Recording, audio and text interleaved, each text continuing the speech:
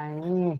Então, hoje nós vamos estudar outro caso, porque é importante, apesar da gente estar estudando que a ciência fala a respeito das nossas emoções, mas é mais importante ainda aprender do ponto de vista de Deus, da Bíblia, o que Deus pensa sobre as nossas emoções, já que foi Ele que nos criou seres emocionais, né? Nós não somos só carne, mas nós somos carne, nós somos alma, espírito, nós temos todas essas partes em nós que compõem o nosso ser. E nós temos que aprender a lidar com cada parte dessa, porque são as nossas emoções, o nosso espiritual, o nosso físico. Quando tudo isso está bom, a gente pode dizer que nós estamos saudáveis. Porque uma das áreas dessa estando deficiente atrapalha todo o resto, né? Então, é muito importante esse tema que nós estamos tratando para poder ajudar a gente e ajudar as pessoas também. Então, eu me beneficiei muito desses estudos, esses dias, e eu passei um pouco preocupada, um pouco entristecida, mas nas escrituras é onde a gente busca esse apoio, é onde a gente encontra essa força que vem de Deus para a gente tratar o nosso emocional e restaurar a nossa saúde, tá? Hoje eu coloquei aqui um profeta. Talvez você já deve estar até imaginando quem seja. Esse profeta que nós vamos estudar hoje, ele passou por essa situação, uma situação de depressão. E nós vamos ver como Deus tratou esse problema dele. E a maneira que Deus tratou é a maneira que nós vamos aprender a lidar e a tratar também, não só das nossas tristezas, das coisas que acontecem conosco, como também a gente pode ajudar as outras pessoas, né? Que é o nosso objetivo também. Então, aqui eu coloquei, lembrando lá daqueles gráficos que a gente já estudou lá atrás, que a gente tem que lembrar das emoções primárias, né? Que é o medo, é a tristeza, é a alegria. Qual que é a outra? Vamos ver se alguém me ajuda aí. Alegria, tristeza, a raiva. Raiva, amor. Então, as primárias, vamos ver lá. Medo, tristeza, alegria e E raiva. raiva. Isso mesmo. Então, nós aprendemos também que dessas emoções primárias, que são inatas, elas já vêm com a gente, né? Deus nos criou dessa forma, mas a partir dessas emoções, elas surgem as emoções secundárias.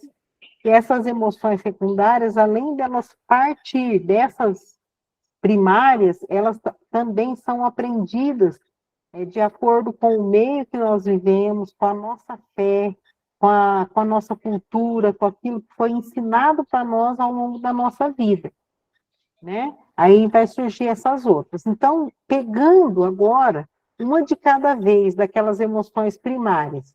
Então, nós vamos pegar hoje a tristeza, né, que é uma das emoções primárias, e nós vamos ver aonde ela vai culminar na vida de um servo de Deus aqui, que é o profeta que eu escolhi, é o profeta Elias. Então, o Elias aqui, a emoção que foi sentida aqui foi uma tristeza, né? A tristeza, ela é uma forma positiva, é a forma positiva da tristeza, é a reflexão, a contrição, o arrependimento. Então, a gente aprendeu nas outras aulas que a tristeza, ela é importante porque ela nos faz refletir, faz a gente ter contrição, que é aquela tristeza pela presença do pecado na nossa vida, é ela que faz a gente arrepender, levar em conta aquilo que a gente está fazendo, né, refletir e se arrepender. Então, é importante, é a forma positiva da tristeza. Mas agora a gente vê aqui nesse gráfico um círculo menor, que eu coloquei aqui os subprodutos da tristeza. Então, lá naquela flechinha em cima, indica a forma positiva da tristeza. A gente até pensa, mas como pode ter uma coisa positiva na tristeza? Mas tem, tudo que Deus faz é bom, é perfeito, né? E é para o nosso bem. Mesmo que não seja gostoso a gente ficar triste, mas tem hora que é importante que a gente sinta uma tristeza por alguma coisa que é para a gente refletir, mudar de atitude. Mas nesse caso aqui, do círculo abaixo, são os subprodutos, quer dizer, as emoções secundárias que pode sair da tristeza, que pode gerar a partir dessa emoção primária que é a tristeza, tá? Então vamos ver quais são: angústia, remorso, insatisfação, desânimo, solidão, amargura e até culminar numa depressão, tá? A tristeza, todo mundo sente, às vezes, como eu fiquei triste, eu falei para vocês, né, com uma notícia desagradável, uma notícia que a gente recebe, pode deixar a gente triste. A gente fica triste por um tempo, durante um processo que a gente está vivendo, ou um luto, isso aí é normal a gente sentir. Mas quando é que a tristeza começa a ser uma coisa patológica? Quando ela já vai passando semanas e meses, e ela não vai, a pessoa não vai retornando à normalidade. Aí você vai vendo que aquilo ali já não é uma coisa natural, já não é uma coisa que foi produzida daquela emoção primária, daquele estímulo que ela recebeu do meio externo, né? Um acontecimento que veio de repente sobre a vida daquela pessoa, mas aquilo ali ela não foi tratada e ela foi tomando outras dimensões e foi causando angústia, né? Tem pessoa que fica angustiado e com remorso, tem pessoas que ficam com aquele sentimento, o remorso e a culpa aqui, para mim, eu acho que são parecidos, né? Porque eu falo sempre que o Judas, ele sentiu remorso pelo que ele fez, culpa, mas ele não sentiu arrependimento, que é a forma positiva da tristeza. Se ele tivesse sentido arrependimento, ele teria sido perdoado. Mas como ele sentiu só um remorso e culpa e não resolveu, então chegou no suicídio, no que aconteceu com ele. Não houve um arrependimento. Mas a tristeza ela pode produzir desânimo, ela pode produzir solidão, quando a pessoa quer se isolar, pode produzir a amargura e ela pode produzir também a depressão, que já é a forma patológica da tristeza. Tá? Pode passar, Daniel. Slide. Tá, então eu coloquei aqui, 1 Reis, capítulo 19, a história do profeta Elias. Na verdade, essa história do profeta Elias, ela começa lá no capítulo 17 de 1 Reis. Mas eu peguei o versículo 19, que é quando o profeta Elias, ele entra nesse processo de depressão, tá? Então, mas antes disso, eu quero fazer uma pergunta para você. Tem muitas pessoas que elas rotulam quem está vivendo um momento de depressão, elas criticam. Então, eu quero fazer uma pergunta para vocês. Você acha que uma pessoa que está sofrendo de depressão é porque ela não tem fé? É uma falta de fé? O que vocês acham? Posso falar? Pode falar. Eu quero ouvir vocês. Ok, eu entendo que a depressão ela é semelhante a qualquer outra enfermidade que o ser humano pode acometer, inclusive o cristão. Tá? Então, isso é independente de raça, credo, cor, é uma enfermidade que a gente fala que é da mente, né? E quando se trata nós de cristãos, que eu entendo que a depressão, ela atinge até a nossa alma, que é o nosso ser, né? Isso. E somos suscetíveis a isso, com certeza. Só um minutinho que eu vou. Só um minutinho que eu vou tentar desligar o microfone.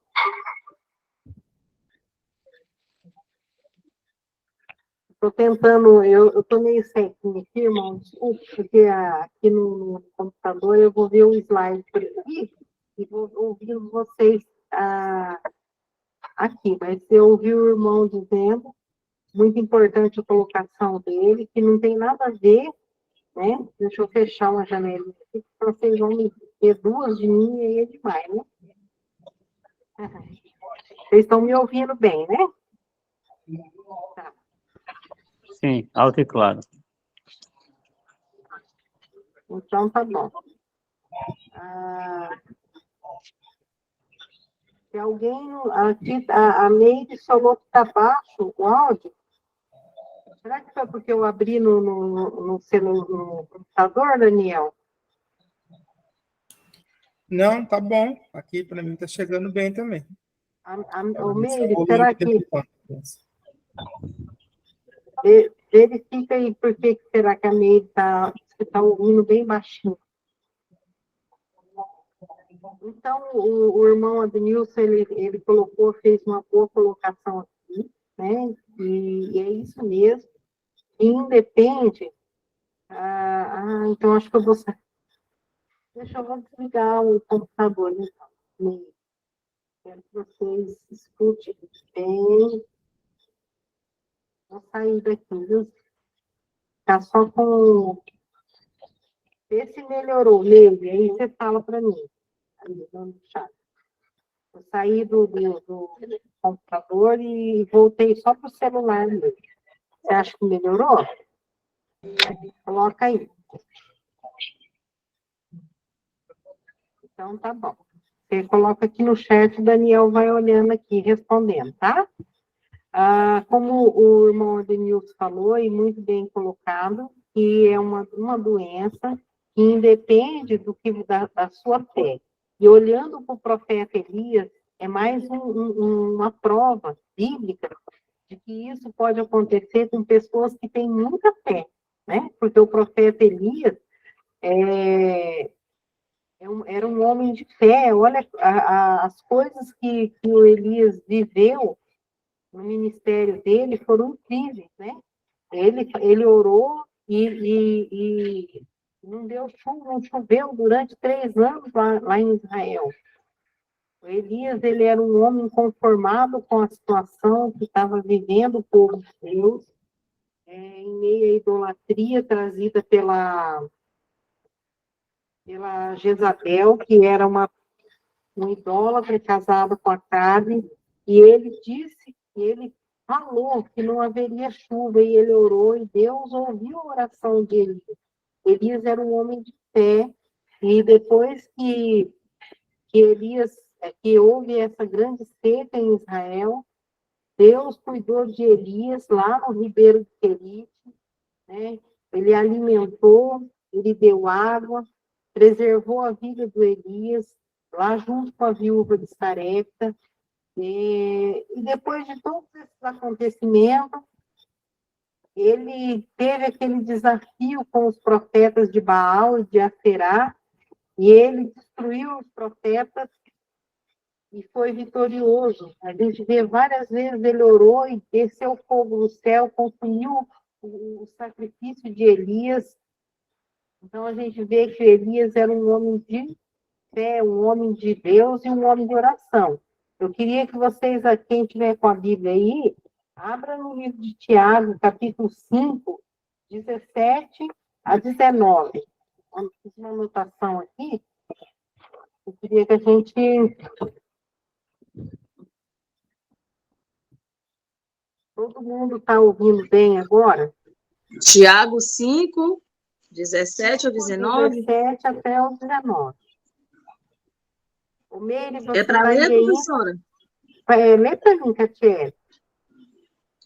Elias era homem semelhante a nós, sujeito aos mesmos sentimentos, e orou. E orou com instância, para que não chovesse sobre a terra. E, por 3 anos e 6 meses, não choveu. E orou de novo, e o céu deu chuva, e a terra fez germinar seus frutos. Até o 19?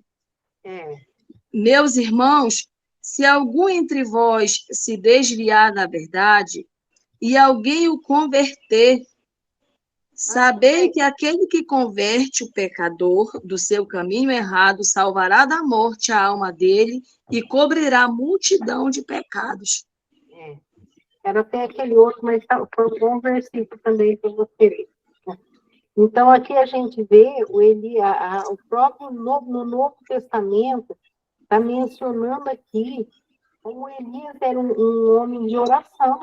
E a gente viu que ele orou quando o filho da viúva, na casa que ele ficou ali durante aquele tempo, e Deus sustentou, né? Não faltou o azeite, não faltou a comida naquela casa, e o filho morreu, e ele orou, ele viu o menino viver de novo.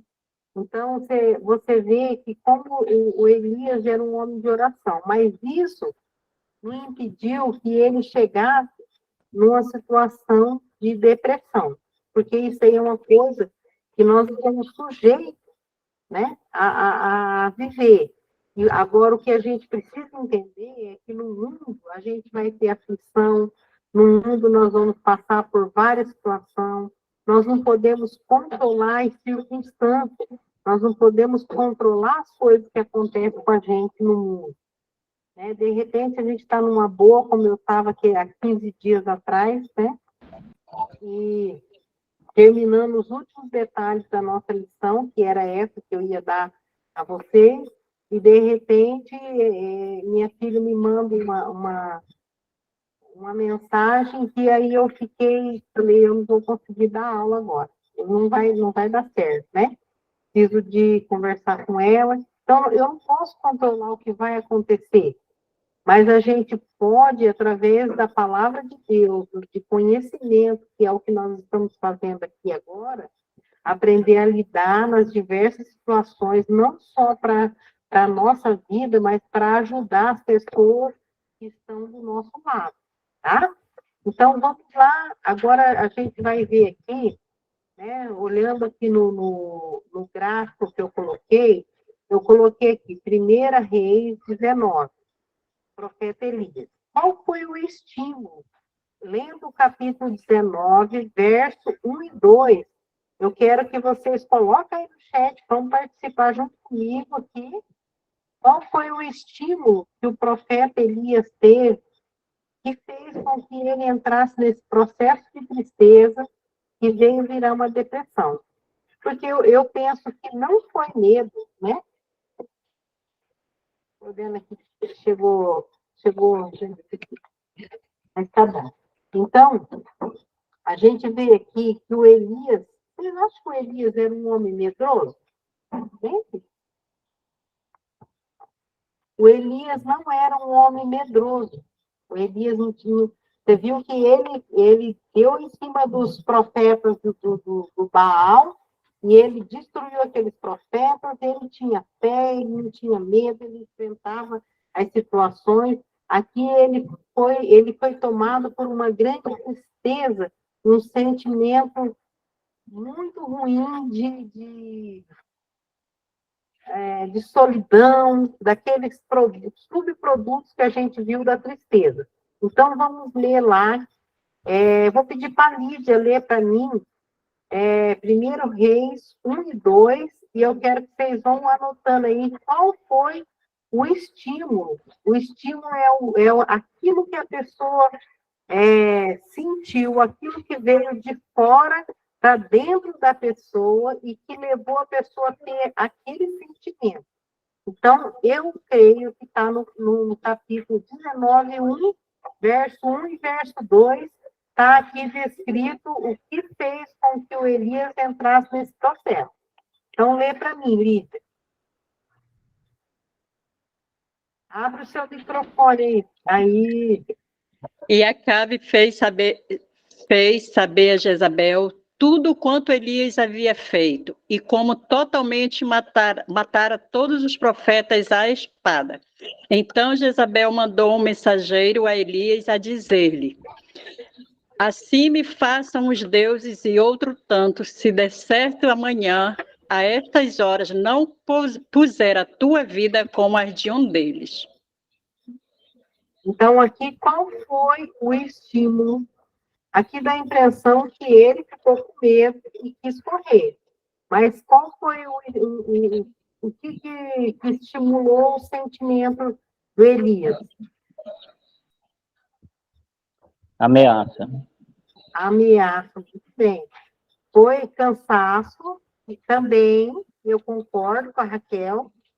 Sabe quando você batalhou um monte, você fez de tudo, talvez na sua empresa onde você trabalha, ou na sua igreja, ou na sua comunidade, ou talvez na sua família, você tem lutado por alguém, tentado ajudar, e você entra num cansaço, você vê que parece que nada muda, você está sabe, naquela desesperança, naquele cansaço, né? Aquela ameaça produziu, como o irmão falou, a ameaça foi o meio, o estímulo. O que estimulou ele foi a ameaça. E o que produziu nele essa ameaça? Essa ameaça da Jezabel para cima do Elias fez com que ele se sentisse cansado e pensasse, puxa vida, eu tenho feito tanta coisa, né? Eu tenho lutado, eu fiquei sozinho, e eles estão querendo ainda acabar com a minha vida. Às vezes é assim que a gente faz, se sente, né? Cansado. Então, o estímulo que ele recebeu que foi uma ameaça, o que fez com que ele entrasse nesse processo. Agora, vamos ver qual tipo de emoção ele sentiu. 1 Reis 19:3. A Débora pode ler para mim.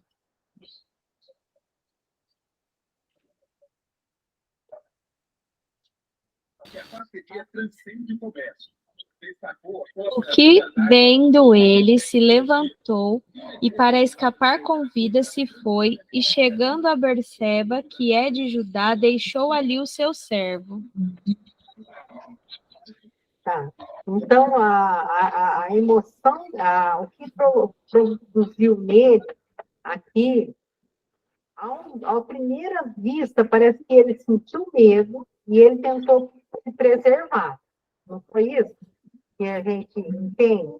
Mas quando a gente continua lendo e vendo as queixas do Elias, a gente vê que a irmã acabou de colocar aqui, um homem cansado, ele foi para preservar a vida do servo, ele deixou aquele servo ali em Berseba, e ele faz a queixa dele.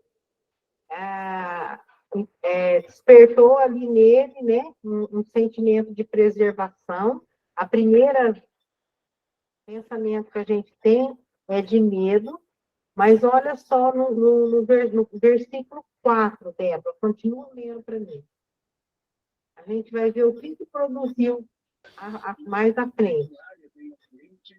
Ele, porém, foi ao deserto, caminho de um dia, e foi sentar-se debaixo de um zimbro, e pediu para si a morte, e disse: já basta, ó Senhor, toma agora a minha vida, pois não sou melhor do que meus pais. Então, você viu aqui que gerou nele, a primeira coisa foi ele tentar fugir. E a gente viu que se você analisar só esse sentimento, essa emoção que ele teve aqui, na hora que ele foi ameaçado, você fala, o Elias sentiu medo e tentou fugir da Jezabel. Só que quando você estuda desde o capítulo 17 do livro do 1º Reis, você vai ver que ele era um homem de fé, ele não era medroso, porque ele enfrentou 900 profetas falsos, né? E ele estava na presença de Deus fortalecido, mas naquela hora, o Elias teve aquela reação, daquele estímulo da ameaça, veio nele o medo, e em consequência desse medo, veio também a tristeza. Ele olhou para tudo que ele já tinha passado.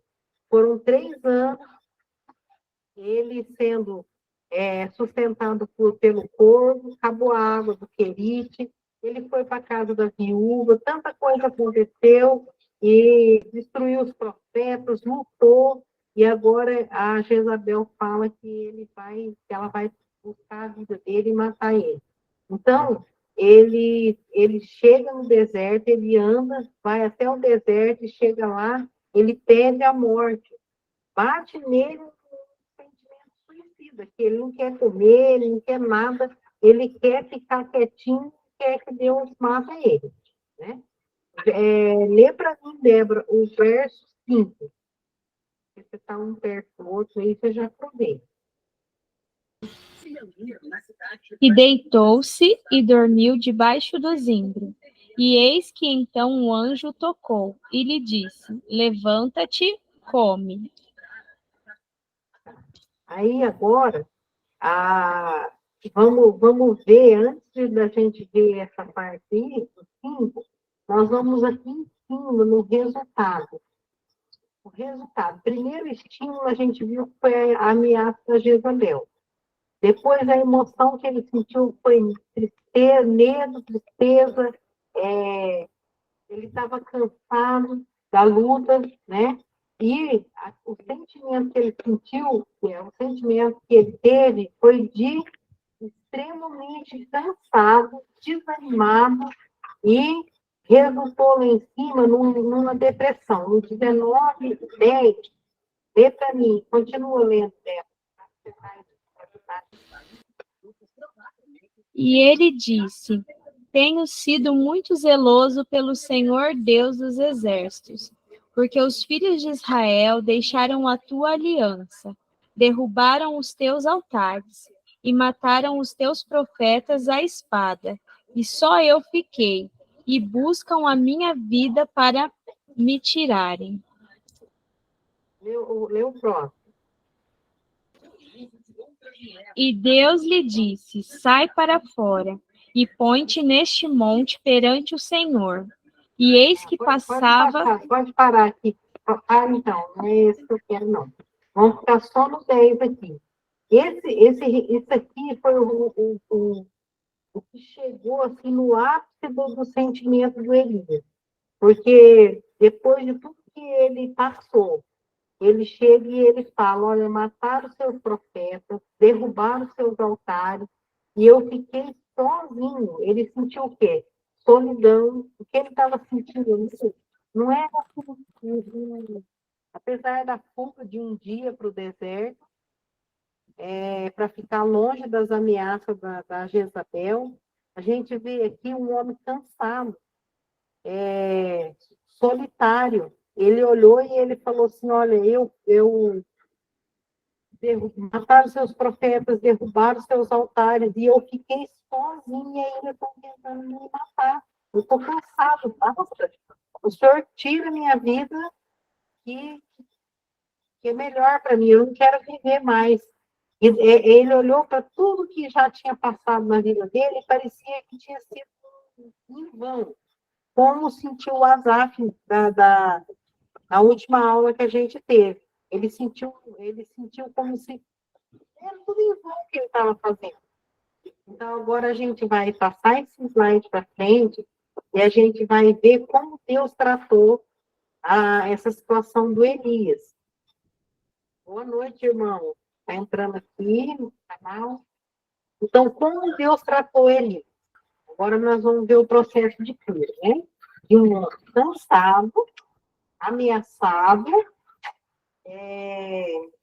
desanimado, solitário, todas essas coisas que acontecem às vezes na nossa vida, a gente olha para trás e parece que a gente fez um monte de coisa, parece que foi tudo em vão, e a gente não vê sentido.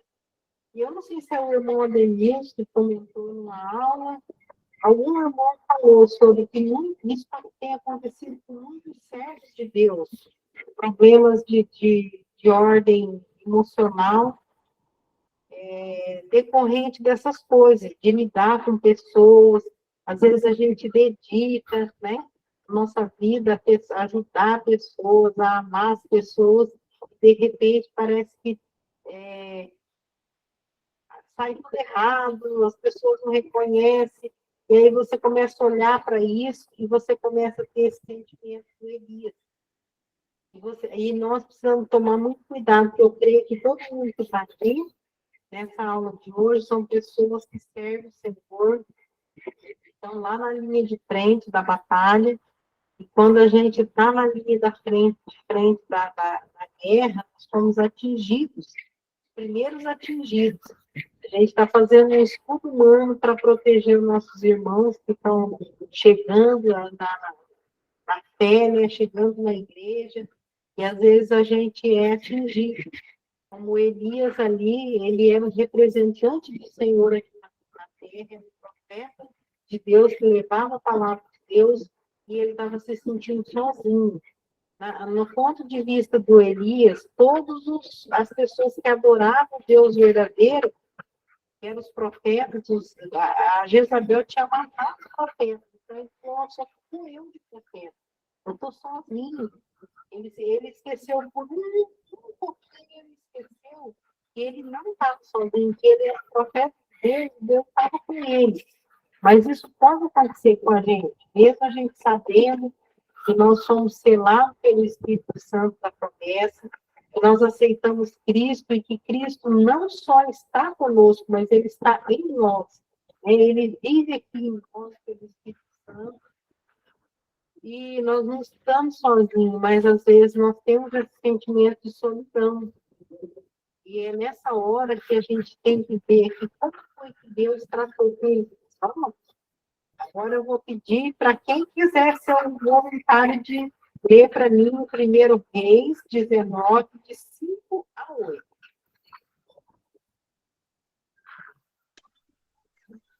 Deitou-se e dormiu debaixo do zimbro. Eis que um anjo o tocou e lhe disse: Levanta-te e come. Olhou ele e viu, junto à cabeceira, um pão cozido sob pedras em brasa e uma botija de água. Comeu, bebeu e tornou a dormir. Voltou segunda vez e o anjo do Senhor tocou e lhe disse: Levanta-te e come, porque o caminho te será sobremodo longo. Bem, eu comentou aqui como a gente fez, né? Que nós somos humanos e passamos por essas situações, né? Agora, como foi que Deus tratou a primeira vez? Um anjo apareceu lá. Elias estava debaixo do zimbro, né? De um arbusto no deserto. Já pensou? Naquele calor, ele estava lá todo desanimado, deitado e sem comer. E o anjo toca ele e fala que levanta, come e come. Então, o anjo dá para ele o quê? Alimento, água e deixa ele dormir de novo. Então, aqui, meditando aqui nessa passagem, eu sempre gostei de tirar isso para a minha vida. Eu quero compartilhar com vocês aqui uma coisa meio que pessoal, essa passagem bíblica que eu tomo para a minha vida, que Deus, ele tratou de três coisas importantes. Primeiro, ele precisava de descanso. Quando a gente está assim, vivendo um processo dessa forma, quando você está cansado, quando você está sobrecarregado, uma das coisas que você precisa é de dormir bem, de descansar. Tá? Senão você não vai se restaurar. Descanso além de descansar no Senhor, que Deus é o nosso refúgio, é a nossa fortaleza, é o socorro presente na hora da angústia, nós precisamos descansar no Senhor e também descansar o nosso corpo, porque nós não somos nós estamos interligados, nosso corpo, nossa alma, nosso espírito, nós somos uma parte depende da outra. O nosso corpo cansado, exausto, nós não temos força para combater. Então, eu achei interessante o que o anjo fez. Ele estava dormindo, ele acordou e alimentou Elias de pão. Mostra outra coisa.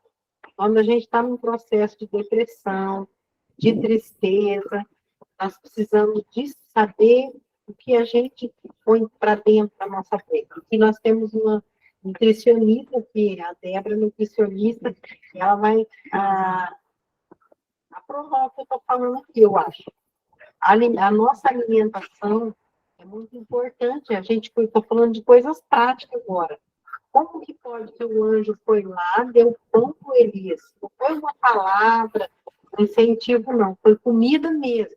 Tinha um pãozinho assado do lado dele, e ele se alimentou, e ele tomou água, e o anjo deixou ele dormir novamente. Por quê? Coisas que são importantes quando a gente está triste, cansado, desanimado, quase que entrando em processo de depressão. Você precisa de descanso, você precisa de se alimentar direito, comer comida de verdade, em vez de estar comendo coisa industrializada, que só faz mal para a saúde, e deixa o teu corpo sem reagir, porque o nosso corpo também, as nossas emoções, ela provoca mudanças na nossa parte química, que pode interferir na produção dos nossos hormônios, né, que dá satisfação, que dá alegria. Isso aí que pode muitas vezes chegar num ponto que você vai ter que tratar a sua depressão com remédio. Pessoas vão ter que tratar depressão, chega num ponto que tem que tomar remédio para depressão. Por quê? Porque os hormônios já estão lá embaixo, aí já está tendo um descontrole na parte química do organismo. Então, comer direito, descansar. E uma coisa que eu peguei para a minha vida nessa meditação, de como Deus tratou Elias, ele deu água. E a Bíblia fala que nós somos lavados pela água, purificados pela água, pela palavra. A palavra de Deus é água para nós. Né? E Jesus mesmo disse assim, aquele que tem sede, venha a mim e beba da água. Jesus é a nossa água. Né? E ele falou para a mulher samaritana, se você soubesse, conhecesse da vida, soubesse quem está falando contigo, você pediria água e eu te daria água viva. Né? Muito bem colocado aqui, irmão. Pode participando, pode colocando aqui as coisas que você quiser aqui no chat, viu? Eu gosto quando vocês participam. Então, ele ofereceu a água viva para aquela mulher samaritana. Aquela mulher também era uma mulher sofrida, uma mulher que tinha tristeza, solidão, por conta da culpa, né, que ela tinha do pecado, da vida dela que ela levava, que era uma vida triste. Ela ia apanhar água no poço numa hora que não tinha ninguém, porque ela tinha vergonha. Talvez ela era discriminada pelas outras mulheres por causa do que ela levava. Mas Jesus, que era a água da vida, ele estava na beira do poço e ele ofereceu a água que jorra para a vida eterna para aquela mulher. E aquela mulher que era uma mulher triste, era uma mulher cheia de culpa, que ela mesma falou de como estava a vida dela, ela não sabia, não tinha um relacionamento com Deus, não sabia nem como adorar a Deus. De repente, quando ela tem aquele encontro, aquele que era a água viva, aquele que podia dar aquela água para ela saiu dali restaurada, que esqueceu até o balde que ela foi encher de água. E foi direto para a cidade, com toda a alegria no coração, anunciar que ela encontrou o Messias. Então, com Elias não foi diferente. O anjo acordou, despertou ele, alimentou ele, deu a água. Talvez isso aqui pode até ser uma aparição de Cristo aqui, né? Aquilo que eles chamam de teofania. Cristo aparecendo, alimentando o profeta, dando água para o profeta, restabelecendo as forças dele. Foi a primeira vez. A segunda vez, e Elias dormiu de novo. Ele precisava de descanso, porque ele ainda ia ter coisas para fazer. Então, agora vamos ler a segunda vez, né? Tratamento, Deus está lá. Jesus está lá no consultório de psiquiatria tratando do profeta Elias. Lá vai mais uma receita. Segunda vez, 19, 9 a 15. Quem quiser ler, pode ficar à vontade. Vocês me ajudar hoje. Hoje eu estou Professora, aqui. é Segunda Reis? Não, eu disse a segunda. É que tem uma escadinha aqui no meu gráfico. Primeira vez. Também, é né? segunda vez que a senhora falou vez, né? É, segunda Tá. vez. Está lá a sequência dos versículos. Você já está aí mesmo? Pode ler. Eu posso ler? Pode ler. Ali entrou numa caverna onde passou a noite. E eis que lhe veio a palavra do Senhor e lhe disse: Que fazes aqui, Elias? Ele respondeu: Tenho sido zeloso pelo Senhor, Deus dos exércitos, porque os filhos de Israel deixaram a tua aliança, derrubaram os teus altares e mataram os teus profetas à espada. E eu fiquei só, e procuraram tirar minha vida. Disse-lhe Deus: Sai e põe-te neste monte perante o Senhor. Eis que passava o Senhor, e um grande e forte vento fendia os montes e despedaçava as penhas diante do Senhor. Porém, o Senhor não estava no vento. Depois do vento, um terremoto. Mas o Senhor não estava no terremoto. Depois do terremoto, um fogo. Mas o Senhor não estava no fogo. E depois do fogo, um siso tranquilo e suave. Ouvindo, Elias envolveu o rosto no seu manto e saindo, pôs-se à entrada da caverna. Eis que lhe veio uma voz e lhe disse: Que fazes aqui, Elias? Ele respondeu: Tenho sido em extremo zeloso pelo Senhor Deus dos exércitos, porque os filhos de Israel deixaram a tua aliança, derrubaram os teus altares e mataram teus profetas à espada. E eu fiquei só, e procuraram tirar minha vida. Disse-lhe o Senhor: Vai, volta ao teu caminho para o deserto de Damasco, e em chegada lá, unge a Azael, rei sobre a Síria. É até aí, né? Até o 15. Você leu até o 15? Sim. Aqui, a segunda vez que o Elias faz, a gente vê que ainda carecia de mais um tratamento. Né?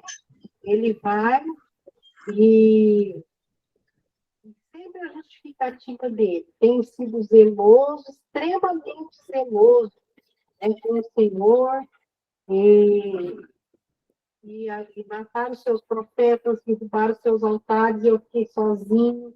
Então, ele se queixa de que tudo aquilo que ele fez, né, toda aquela luta que ele estava tendo nesse período, ele estava exausto.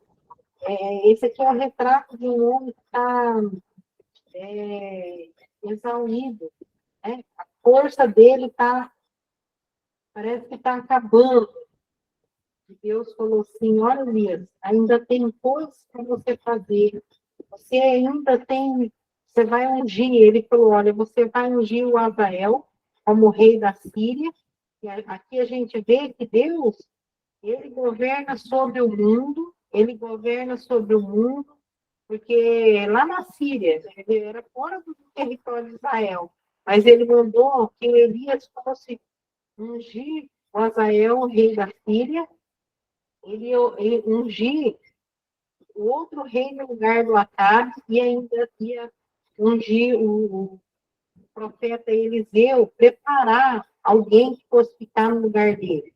Então, Quando a gente está desanimado, você vê Deus aqui falando, olha, eu ainda tenho coisas para você fazer. Eu ainda não terminei com você. Eu ainda não dei, você tem muita coisa para fazer para mim. Não tem coisa melhor do que a gente sentir a voz de Deus falando aqui dentro. Olha, não desanima não, que você ainda tem coisas para fazer para mim. Vou contar para vocês. Há 10 anos atrás, esse ano fez 10 anos. Esse ano que passou, em novembro. Eu também tive um câncer. E eu estava cuidando da minha mãe, que também estava com câncer. E a minha mãe, naquele processo mais duro, eu tinha que levar ela, e no meio do caminho ela faleceu. Né? Ela não suportou. Era o mesmo que estava acontecendo comigo. E hora nenhuma, eu não sei falar para vocês, teve coisas que aconteceram na minha vida bem mais simples, estímulos mais simples, que me deixou apavorado, que eu fiquei com pânico, que eu fiquei achando que era o meu fim. Mas nessa ocasião, que inclusive o médico falou que era bem complicado, então ele não podia falar, garantir nada. Eu sabia que ele não podia garantir, mesmo porque é Deus que tem a última palavra, mas o estranho é que dessa vez eu senti dentro do meu coração que eu ainda tinha coisa para fazer. Né? Então eu não tive medo, foi uma coisa interessante. Eu não tive medo, veio uma força assim, de Deus mesmo. E até ontem eu estava conversando com meu irmão, e às vezes eu olho para trás e parece que é aquilo mesmo aqui. E às vezes coisa pequena, já aconteceu comigo, e eu tive a sensação que o Elias teve aqui. Aquele medo, aquele pavor, aquela tristeza. Então, isso vai depender de como você vai ouvir a voz de Deus aqui. Então, agora nós vamos ver o processo de cura que aconteceu aqui na vida do Elias. Quando é que ele foi curado? Lembra que o Asaf, na aula passada, nós aprendemos que o Asaf, ele foi curado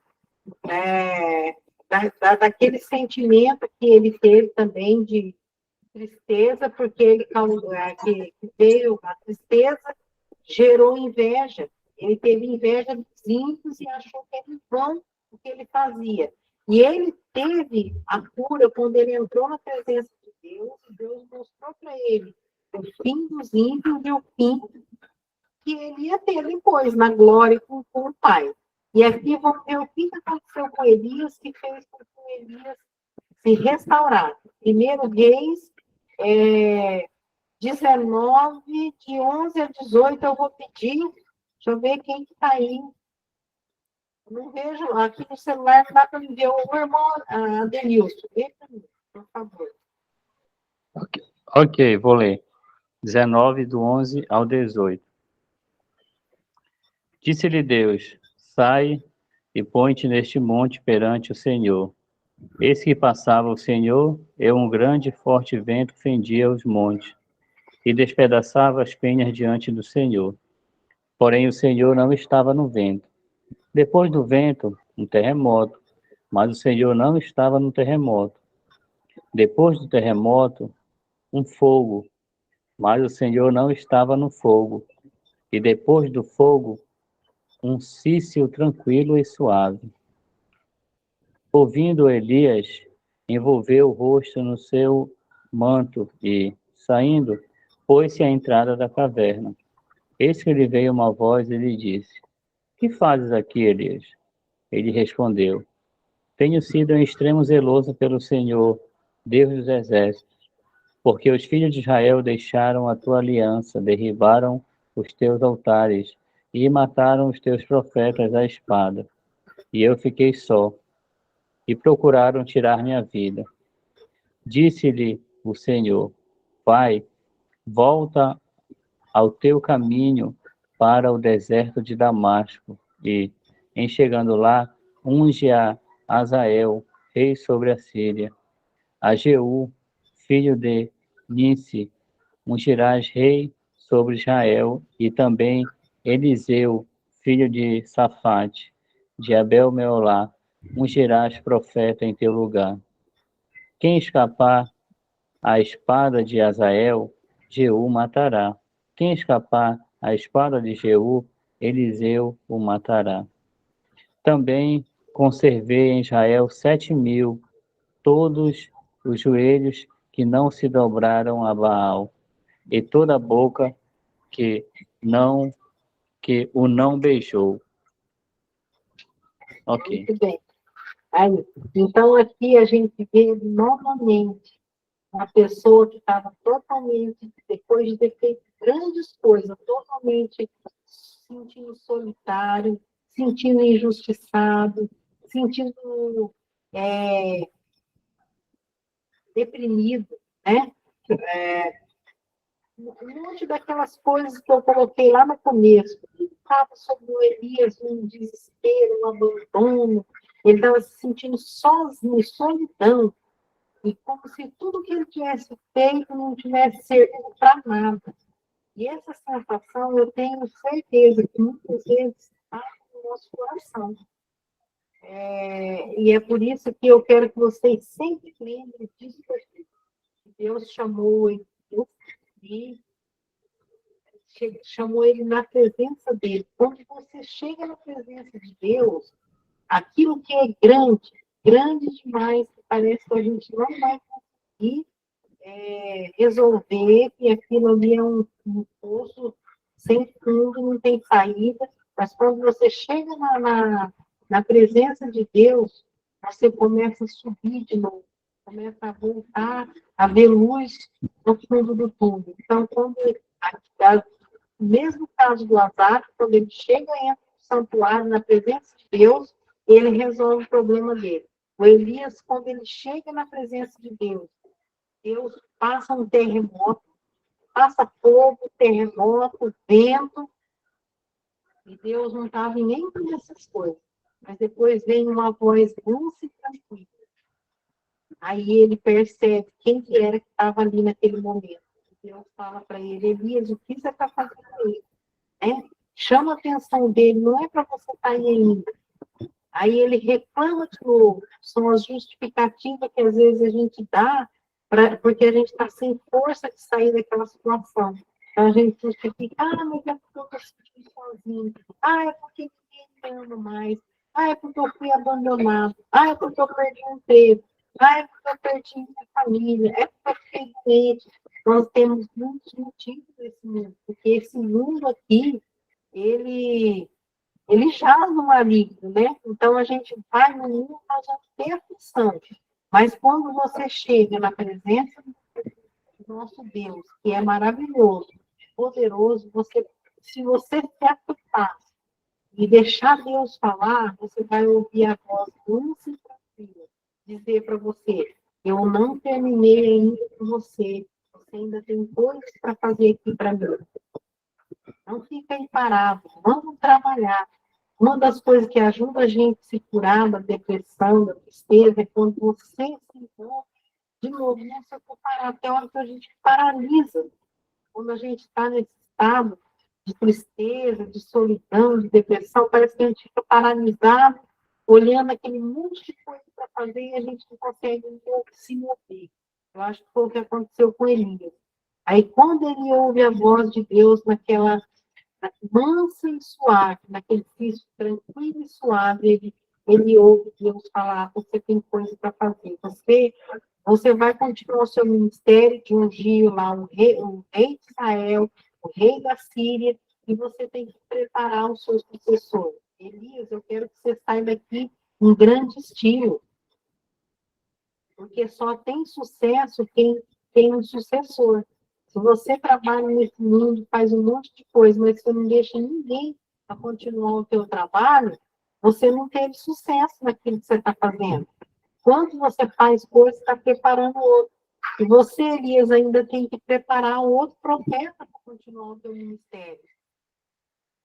E Elias saiu dali, e a gente continuar lendo essa história de Elias, a gente vê o Elias trabalhando na vida de de Eliseu, uma forma tão maravilhosa que Eliseu ainda recebeu uma porção dobrada do Espírito de Elias. E Elias sobe do céu, pro céu, naquele redemoinho com a carruagem de fogo que seguia, naquele grande estilo. Então, você vê, quando você olha aí, você vê que não é bom servir a Deus, que você vai passar, sim, momentos difíceis, enfrentar provações, mas a Bíblia fala que é para a gente ter grande alegria quando a gente passar por diversa provação, porque se a gente passar por aquilo ali, a gente vai receber a coroa da qual Deus tem reservado para aqueles que amam. Então, a gente tem que ficar tranquilo, confiar em Deus. Toda vez que a gente estiver passando por uma situação dessa, lembra, descanso, alimentação e a água da vida, tá? São os 3 conselhos que eu dou para você. Se você começar a sentir assim, você procura comer direito, procura descansar melhor, não queira carregar o mundo nas suas costas, porque você não é Deus, tá? O Elias, às vezes a gente faz tanta coisa, né? Deus tem capacitado tantas pessoas, eu sei, por aí afora, que tem capacidade de fazer tanta coisa, e às vezes a gente acaba querendo carregar o mundo nas costas, acaba querendo carregar pessoas nas nossas costas, chega num ponto que você não está aguentando mais. E aí você fica querendo deitar debaixo do pé de zinco, né? E a hora que Deus fala, olha, descansa, para um pouco, descansa, porque você não é Deus. Deus é Deus, Ele que te restaura. Mas você não pode querer ser o Deus das pessoas, porque senão você vai cansar e você vai desistir. Você não pode desistir, porque ainda tem muita coisa para fazer. Lembra que Deus falou para Elias? Você ainda vai ungir 2 reis, você vai treinar outro profeta no seu lugar. Então, você tem coisa para fazer. E vocês aqui, nessa aula de hoje, e isso eu trago para a minha vida também, porque eu estou passando por um momento difícil também, a gente não pode deixar a peteca cair. Se é preciso parar um pouco, descansar, vamos descansar, reconhecer que nós não somos Deus. Nós somos servos de Deus. Ele nos fortalece. Ele é o nosso refúgio e fortaleza. Tem um momento que você tem que parar, descansar, restabelecer sua força, para você voltar de novo para a guerra. Tá? Descansar, se alimentar direito e se alimentar da palavra de Deus. Porque a gente viu nessas 2 situações da outra aula e dessa, que a restauração veio quando eles chegam na presença de Deus. Quando você busca na palavra de Deus o teu auxílio, você não vai sair de lá, você não vai ser decepcionado, você não vai ficar confundido. Você vai encontrar a fortaleza, a força que te restaura, está lá na palavra de Deus. Quando ele falou para Elias, levanta daí, sai dessa caverna, e eu vou falar uma coisa, que é o que eu vou fechar essa aula de hoje. Uma das coisas mais fantásticas que eu acho que Deus falou para Elias, sabe o que foi? Para Elias, você não está sozinho. Tem 7.000 homens que você não está sabendo, mas eu vou falar um segredo para você. Ainda tem 7.000 que não dobraram o joelho diante de Baal, e nem beijou Baal, nem se rendeu a ele. Então, você tem gente com você. Então, quando você descobre, quando Deus mostra, olha, você não está sozinho. Tem outros irmãos que estão com você. É assim que eu me sinto quando eu estou triste. Aí eu ligo para as pessoas que eu amo, que eu confio, que eu compartilho do meu sentimento, da minha dor. Eu sei que elas vão orar por mim, por aquele momento que eu estou vivendo. E aí eu vou tomando ânimo de novo. Então, faça isso. Primeiro, como eu dei essa mesma aula aqui na igreja presencial, eu falei que todo mundo precisa de um anjo. Aquele anjo que tocou o Elias lá debaixo do zinco e falou, Elias, levanta, come, bebe a água descansa de novo, come de novo. Você precisa de alguém que te anime, tá? Porque às vezes você não está com força nem para comer. E eu não estou falando só do alimento físico e também espiritual. Você não tá com, você fica tão fraco que você não consegue ler a Bíblia, não consegue orar, entra um parafuso, assim, um pânico. Então, naquela hora, você vai procurar alguém que vai ser o seu anjo aqui na Terra, tá? Alguém que você possa confiar, que você possa contar os seus dificuldades, e ela não vai sair contando para os outros, não vai sair te criticando, mas vai te apoiar em oração. Então, é o conselho que eu dou para você. Busca o seu anjo. Eu sei que tem alguém. O anjo que eu estou dizendo, você está entendendo, né? É alguém, um anjo de perna e não de asa, mas um anjo de carne e osso que Deus sempre coloca na nossa vida. Alguém que você confia para você abrir o seu coração, tá? Depois você vai comer direitinho, né, Débora? Débora, que é a nossa come direitinho para. Verdade, Sônia. Se vocês quiserem uma dica, fala com a Débora aí, ó. Procura o nome dela que ela vai te dar uma dica. Porque um corpo mal alimentado, ele também reage a essa dificuldade. Então, o anjo, o alimento direito, a água da palavra e entrar na presença de Deus. E saber que você não está sozinho, que tem 7.000 que não dobraram o joelho diante de Baal. Então, nós não estamos sozinhos, nós temos um ou outro. Vocês estão aí longe do outro lado do Brasil. Eu estou aqui no sul, vocês estão lá no extremo do norte, mas nós estamos juntos no espírito, e um pode ajudar o outro, tá? E eu espero que vocês possam meditar mais ou procurar, olha, né? Seus anjos darão ordem a seu respeito. Muito bem. Então, Deus tem, e Ele tem também, né, não só os anjos aqui que eu coloquei aqui, a Raquel lembrou bem aqui, os anjos são aqueles que Deus coloca à nossa disposição para cuidar de nós, né? Deus sempre está cuidando de nós.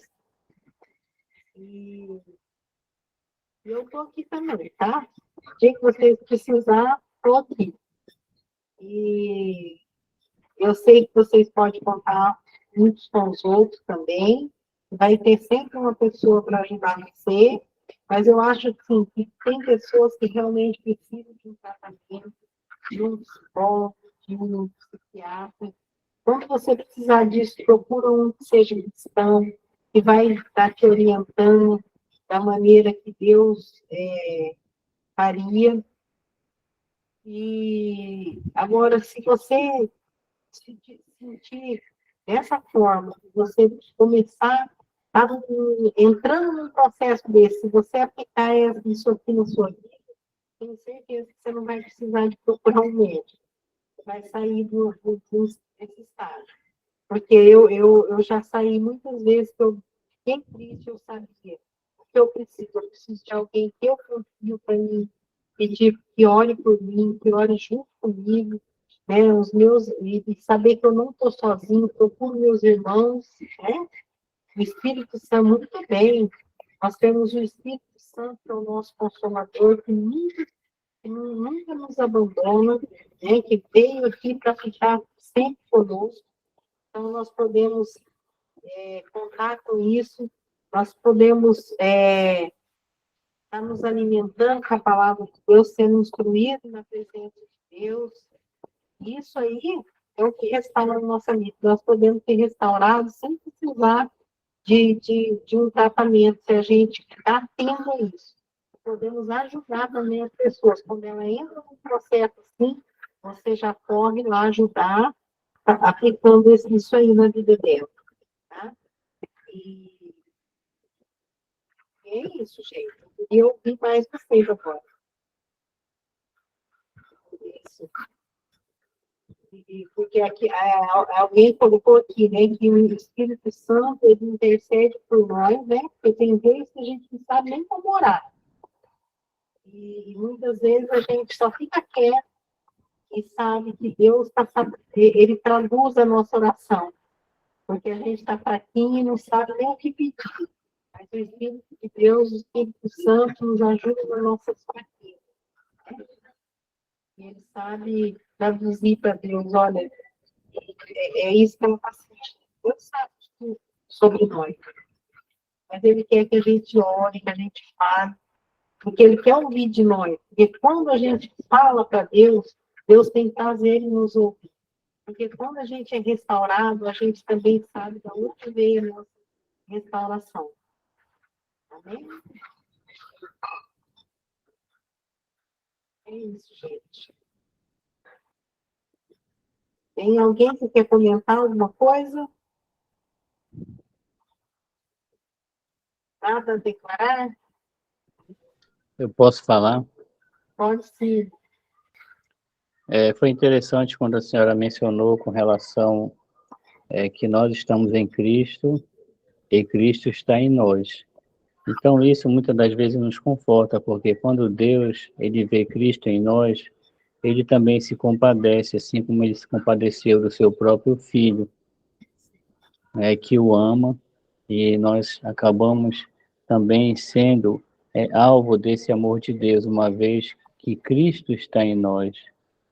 Então, uma vez que nós deixamos na cruz tudo aquilo que pesava em nossas vidas e o pecado que tão de perto nos rodeia, Deus nos vê através do seu Filho, que é Jesus em nossas vidas, né?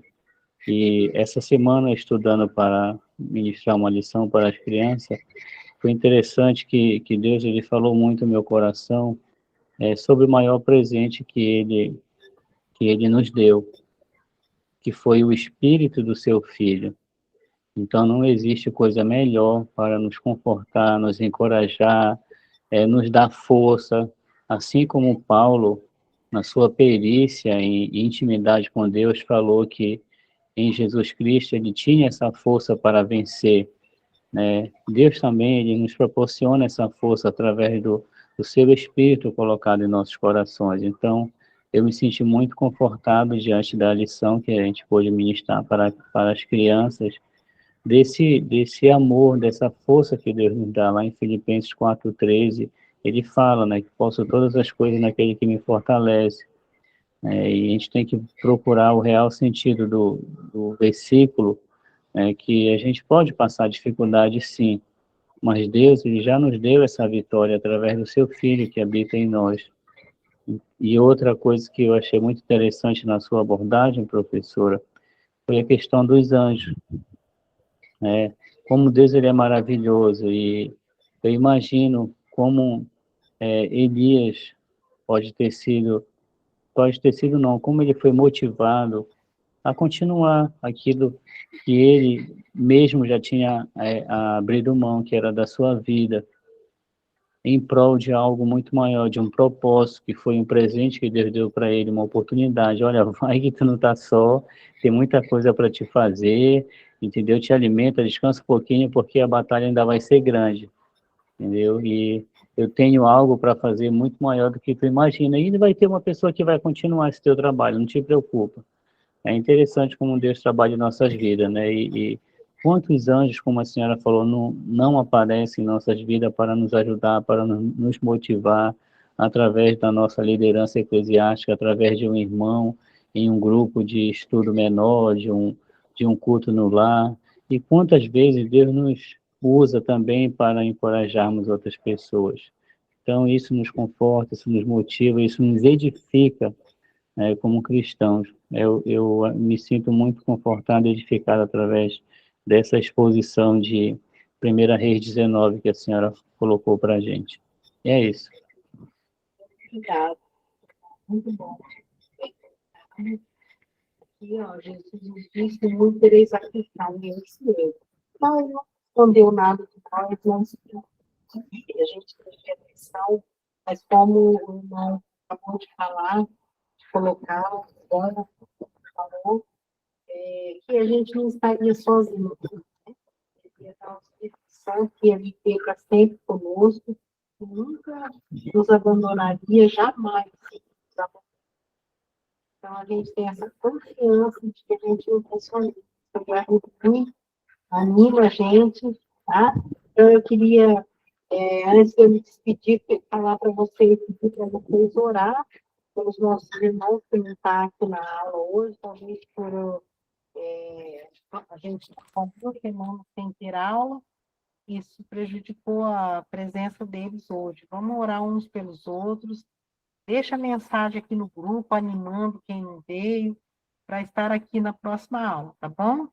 Que Deus abençoe cada um na sua igreja, que vocês tenham bons cultos, que a gente possa ganhar almas para Jesus, que a gente possa ser firme diante das provações, que nós possamos resistir a esse mundo mal, e porque nós somos mais do que vencedores por meio de Jesus, que nos amou, tá bom? Que Deus abençoe cada um em nome de Jesus. Só um abraço para vocês. Amém.